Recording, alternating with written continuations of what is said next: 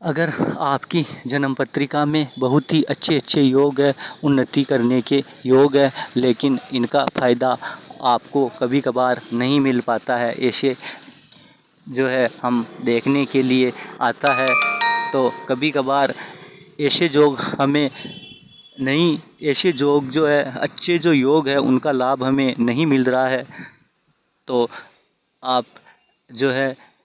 किसी विद्वान से पूछे, भाई हमारे को ये योग है हमारी कुंडली में, और इतने दिन तो हमारे को लाभ मिल रहा था लेकिन अब नहीं मिल रहा है। तो इसके लिए किसी विद्वान से आप संपर्क करें। इसके अलावा आज मैं आपको एक और बिंदु के बारे में बताने जा रहा हूँ, काला इल्म, काला जादू। काला जादू एक ऐसी चीज़ है जो हमारे जन्म पत्रिका में, हमारे भाग्य में, हमारे कर्मों में कितने भी बढ़िया बढ़िया योग हो, हमारी कुंडली के अंदर विद्यमान हो ये सब अच्छे अच्छे योग, लेकिन इनका लाभ नहीं लेने देता है। काला इल्म एक ऐसी चीज़ है जो हमारे जन्म कुंडली के जितने भी अच्छे योग है उनको खा जाता है, और हमें काले इल्म की वजह से हमारे जन्म कुंडली के जो अच्छे अच्छे योग है वो हमें नहीं मिल पाते हैं, और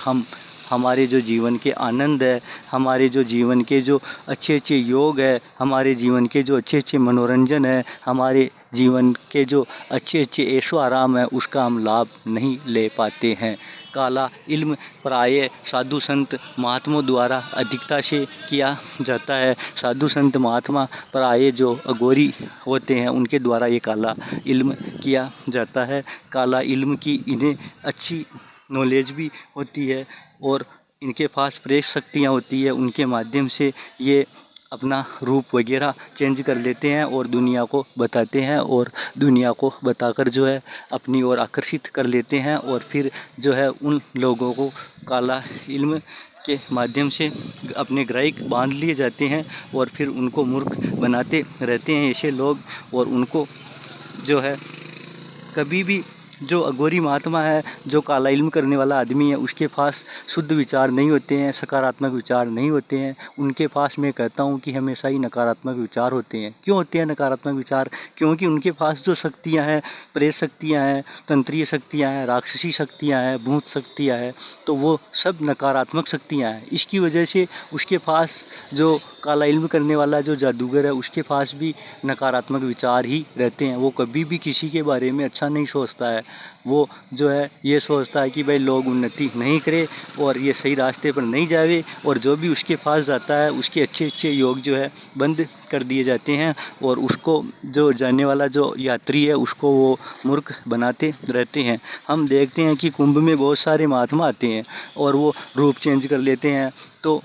भगवान की शक्तियों के माध्यम से वो रूप चेंज नहीं कर पाते हैं। वो जो रूप जो चेंज करके हमें दिखा रहे हैं कुंभ मेले में,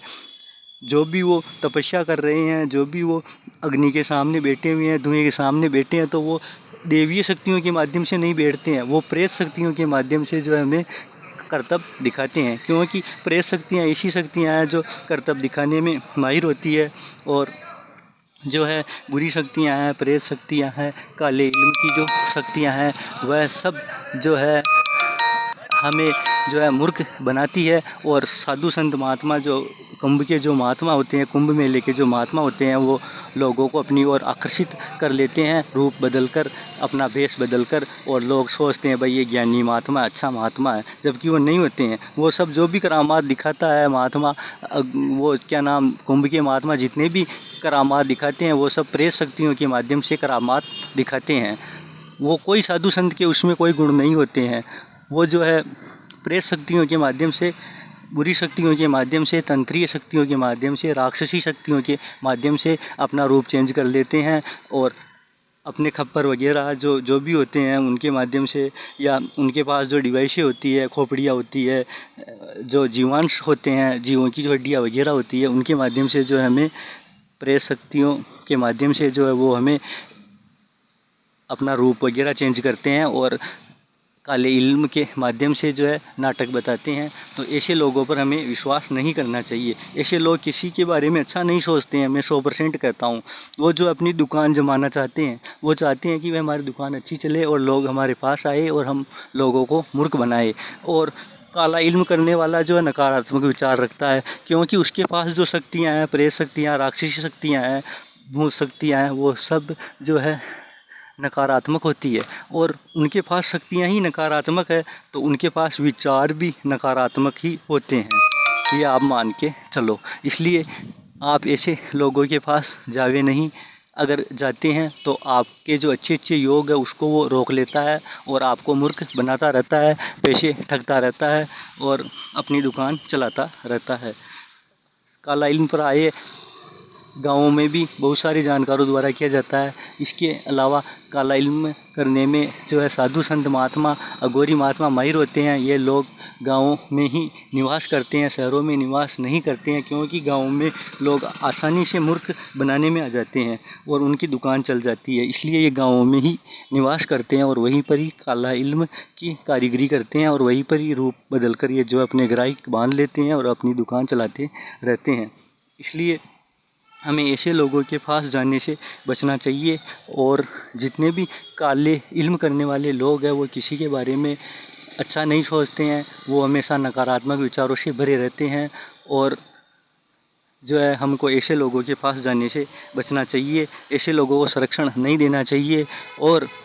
हमारे जन्म कुंडली में जो अच्छे अच्छे योग है उसको काला इल्म खा जाता है और हमें मालूम नहीं रहती है भाई हमारे साथ ऐसा क्यों हो रहा है, क्योंकि हम समझ नहीं पाते हैं और प्रेत शक्तियाँ जो बुरी शक्तियाँ हैं, भूत शक्तियाँ हैं, वो हमें नुकसान करती रहती है। अतः मेरा यहाँ कहने का आशय यह है कि